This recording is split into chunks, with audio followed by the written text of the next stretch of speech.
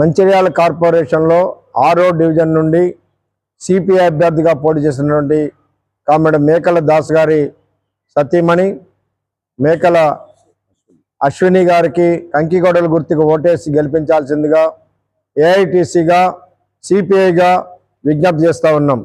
ఈ ప్రాంతంలో communist party అదేవిధంగా ట్రేడ్ యూనియన్ ఏఐటీసీగా కామ్రేడ్ పి నరసయ్య గారు ఉన్నప్పటి నుండి ఈ మొత్తం RK6 సర్చ్ ఏరియా నరసయ్య గారే ఆ గుడిసెలన్నింటినీ కూడా కంపెనీ ద్వారా ఇప్పించడం, అదేవిధంగా ఈ ప్రాంతానికి నీళ్లు కరెంటు కూడా నరసయ్య గారే తీసుకురావడం జరిగింది.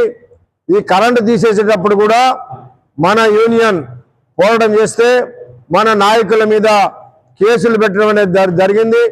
ఆ కేసులో కూడా మేకల్ దాస్ గారు మరి 16 రోజులు ఆస్వాబాద్ జైల్లో ఉన్నారు. మరి అలాంటి ఈ ప్రాంతంలో ఈ ప్రాంత అభివృద్ధికి ఆనాడు నరసయ్య గారు హర్షించబట్టి ఈనాడు వాటికి పట్టాలు వచ్చినాయి. పర్మనెంట్గా కట్టుకోవడానికి బిల్డింగ్లు కట్టుకోవడానికి కూడా అవకాశం ఏర్పడింది.